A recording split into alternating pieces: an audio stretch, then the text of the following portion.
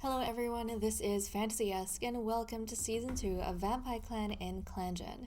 In the last episode, Feather was struggling with her guilt and insecurity over Grandmaster Bluestar's sickness and her competence as a Nightstalker. But things ended off on a good note when the hunting party brought in a huge haul of prey. We are now picking up on the final turn of Greenleaf and it is Moon 77. So let's dive in and take a look at what happens next. So, what's been going on with our clan? Grandmaster Bluestar no longer has White Cough, which is such good news, especially because Feather was feeling quite down in the last episode. But then, Grandmaster Bluestar died in a fight with a dog. The leader has 8 lives left. Okay, Bluestar. You know what? I'm gonna say Bluestar definitely went down defending the family. But thankfully, as a leader, she does have quite a few lives under her belt. So I think she's good for now. Plus, she is relatively young. I don't think she'll be losing lives to old age anytime soon. It's nice to know she's going strong though. Ibis Freckle finally feels more like herself. Her shock is gone. Okay, so she was a little bit unhinged in the last episode because of drinking the vampiric blood, or drinking the kitten blood. But for now, it seems she has gone back to her relatively controlled self. Let's jump into the medicine cat den. Grandmaster Bluestar was given Tansy as treatment for White Cough, and then thankfully she recovered from that. Twilight Fade was given Daisy as treatment for being paralyzed. Ibis Freckle was given Time as treatment for shock, and then she recovered from that. Ibis Freckle was also given Daisy as treatment for her weak leg. Feather gathered Burdock and Mullen this moon. Now let's see what else has been happening between the cats. I wonder if Bluestar's death really shook anyone. Grandmaster Bluestar spent some time sheltering with Sunnytail during a storm. Grandmaster Bluestar compliments Eaglepaw on a skill he trained hard on. Oh, that's nice. They were having a bit of a rough patch in the last episode. I think that was mainly because Bluestar was sick, but it's good to see that she is reinforcing whatever it is he is learning. Grandmaster Bluestar came back to camp sulking after failing to catch Quiet Flight's favorite prey for her, but she didn't seem to care, nuzzling into Bluestar's neck. She was just happy Bluestar was back. Burnleaf heard Grandmaster Bluestar express an ideal he cannot agree with. Okay, Burnleaf, Grandmaster Bluestar, and Ibis Freckle had a nice talk while eating. Burnleaf is surprised by the hurtful things Feather can say in an argument. Twilight Fade tells Ibis Freckle's friends awful things about Ibis Freckle. Yikes. You know what?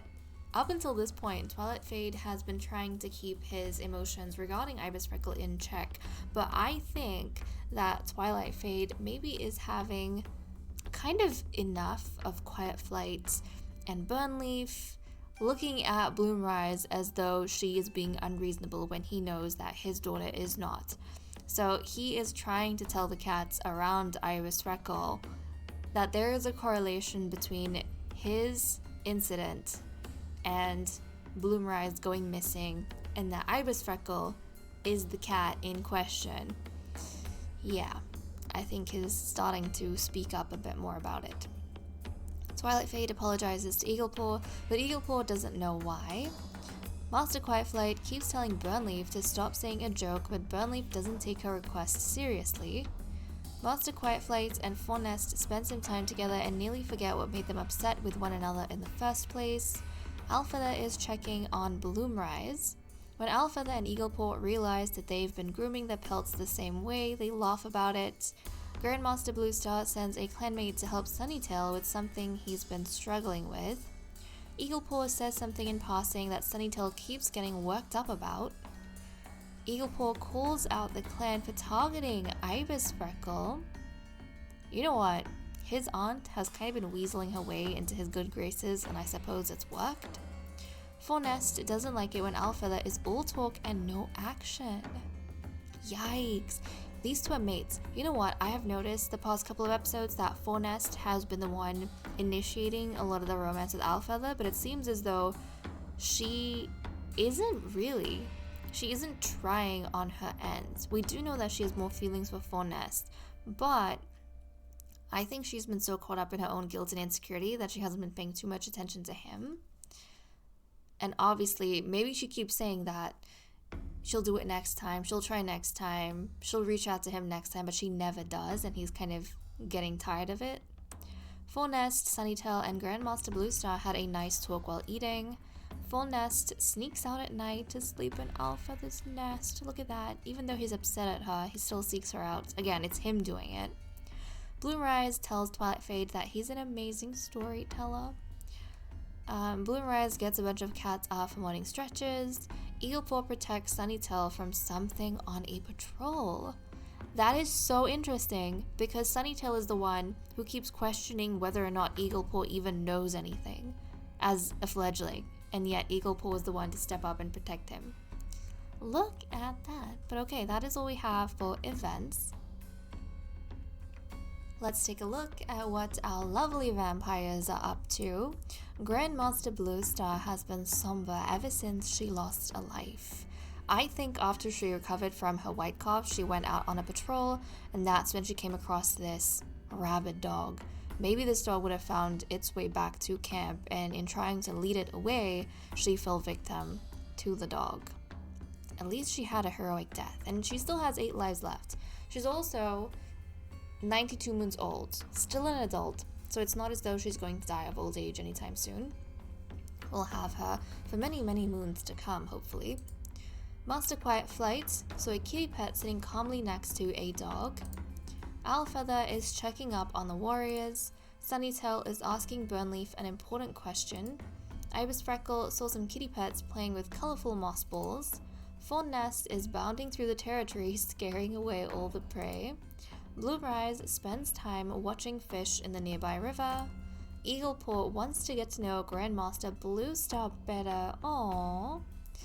You know what? I think because Eaglepaw has been trying to gather more courage in his training recently, the fact that Bluestar, his grandmother, died while trying to keep a dog away from the clan would pique his interest, and he would want to know what went through her mind to gather enough courage to do that. I think he would want to know her perspective. I mean, he's already displayed a little bit of this daringness. He did, I'm pretty sure, protect Sunnytail during a patrol they went on together, but still, I think he kind of wants to learn a little bit from his grandmother. Master Burnleaf, Burnleaf, not Master. Burnleaf is finding Grandmaster Bluestar annoying. Well, Burnleaf. That's kind of mean considering that she just came back from the dead. But oh well.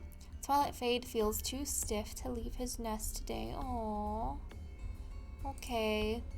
I hope you're alright, Twilight Fade, and I hope Burnley checks in on you. But that is all we have for the cat list. And now we have our patrols. So we currently have 94.3 prey, and we only need 23.5, so you don't have to worry about food. We're gonna send out Owlfeather first off, so let's see what she comes across. With the full sun of a green leaf fueling plant growth everywhere, it's the perfect time to hunt for burdock. Owlfeather heads out to replenish the clan's stocks. Proceed. Luck is on Owlfeather's side today. The burdock is both plentiful and easy to find. On the way back to camp, she even finds some freshly sprouted plantain to pick. Laying the fat roots out in a towering pile in the herb stores makes Owlfeather's entire body thrum with a contented purr, even as she's still tucking the plantain leaves away in a shady spot. Plantain and burdock were gathered. I think she would feel really good about herself today because she's been going through a bit of a stagnant period recently where she was feeling guilty over the sickness of her mother. She was feeling guilty for not being able to go out and find things. So the fact that she healed her mother and then had such a good harvest going out would, I think, uplift her spirits quite a bit. But okay, let's send our cats out on a patrol and see what they come across. Oh. The patrol finds a nice spot to sun themselves. Proceed, Bloom Rise. Make sure everyone gets a good basking spot as the cats pause for a little break before they resume their training. Okay, so everyone was training this time around, but since Blue Star just came back after her recovery and her death experience, I think everyone would want to take it a little bit easy. But this is the second time I am noticing that Bloom Rise, our Bloom Princess, is stepping up to the plate, and that makes me so happy. But okay, that is all we managed to get done today. And with that said and done, I'm going to leave off. Thank you so much for watching. I hope you all enjoyed, and I will see you next time. Bye-bye.